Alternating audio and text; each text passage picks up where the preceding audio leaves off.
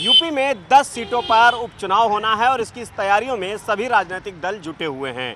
उपचुनाव में अगर सीटों के लिहाज से देखा जाए तो 5 सीटें समाजवादी पार्टी के पास में हैं और 4 सीटें भारतीय जनता पार्टी और उसके सहयोगी दलों के खाते में रहीं।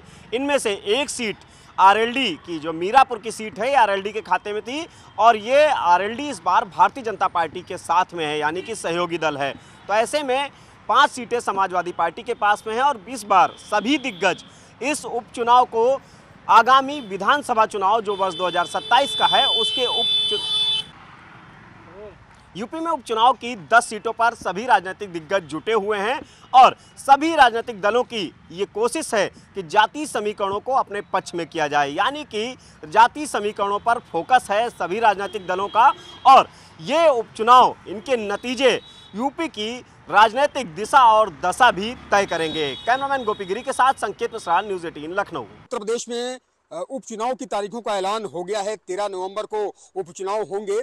पश्चिमी उत्तर प्रदेश की मीरापुर विधानसभा सीट पर भी उपचुनाव 13 नवंबर को होगा। तो निश्चित तौर पर मीरापुर में गहमा गहमी बढ़ गई है और मीरापुर के बारे में बताया जा रहा है, सोर्सेस के बारे में जो इन्फॉर्मेशन मिल रही है वो ये कि Mirapur seat Bharatiya Janata party RLD गठबंधन आरएलडी को देगा, यानी रालोद का उम्मीदवार मीरापुर विधानसभा उपचुनाव में उतरेगा। तो निश्चित तौर पर मीरापुर में इस वक्त राजनीतिक गहमा गहमी तेज हो गई है, क्योंकि मीरापुर विधानसभा सीट से विधायक चंदन चौहान थे, बाद में वो लोकसभा के सांसद बन गए बिजनौर के, तो उसके बाद ये सीट खाली हुई थी। तो निश्चित तौर पर मीरापुर का जो जातीय समीकरण है वो बेहद इंपॉर्टेंट रखता है और यहाँ पर कांटे की टक्कर होने की संभावना है, क्योंकि मीरापुर की सीट यकीनन प्रतिष्ठा का प्रश्न भारतीय जनता पार्टी और रालोद गठबंधन के लिए होगा, क्योंकि ये सीट रालोद के पास रही है। और निश्चित तौर पर अब जबकि यहाँ पर उपचुनाव की तारीखों का ऐलान हो गया है तो मीरापुर में जितने भी सियासी समीकरण हैं सब अपने अपने सियासी समीकरण साधने में जुट गए हैं और सभी इसी कवायद में जुट गए हैं कि किस तरह से मीरापुर को सीट को जीता जाए, चाहे वो समाजवादी पार्टी की तरफ से या फिर भारतीय जनता पार्टी रालोद गठबंधन की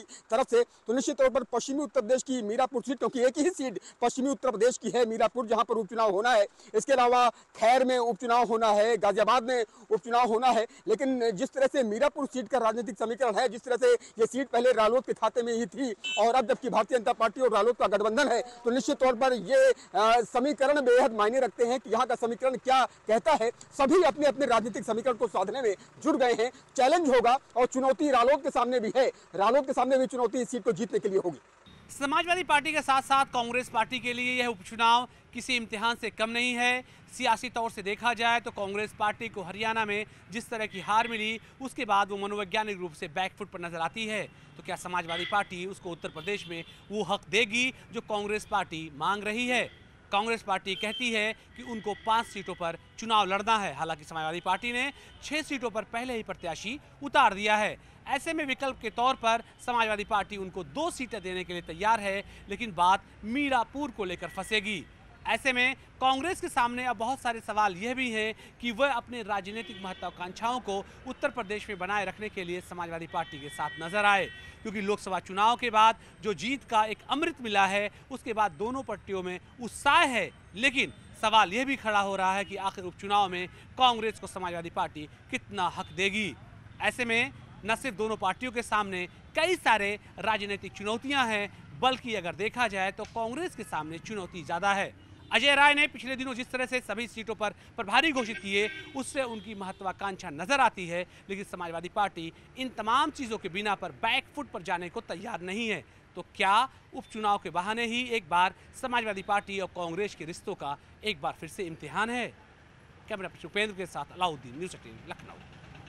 आगामी उपचुनाव में निषाद पार्टी भारतीय जनता पार्टी पे लगातार दबाव बना रही है और वो 2 सीटों की मांग कर रही है।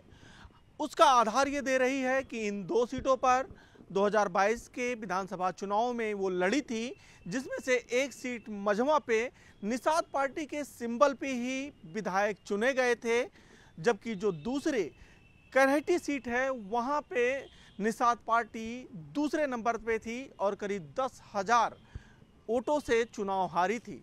निषाद पार्टी इन दोनों सीटों पे दमखम से अपने दावे ठोक रही है। मुख्यमंत्री योगी आदित्यनाथ से लेके दिल्ली दरबार में अपने दावों को लेकर वो पहुंच चुकी है। निषाद पार्टी के लिए ये उपचुनाव एक तरीके से लिटमस टेस्ट भी होगा, क्योंकि अभी तक जितने भी चुनाव हुए भाजपा के कंधे पे वो चुनाव लड़के जीतती आई है। इस बार उनको ये दिखाना होगा कि भाजपा के साथ साथ उनका जो अपना वोट बैंक है वो वोट बैंक उनके साथ खड़ा है। हालांकि 2022 के विधानसभा चुनाव में अप्रत्याशित तरीके से निषाद पार्टी को सफलता मिली थी।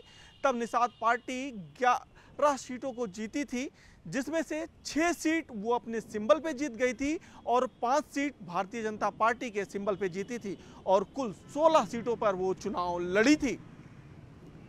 अखिलेश पांडे के साथ रामगोपाल द्विवेदी, न्यूज़ 18 गोरखपुर।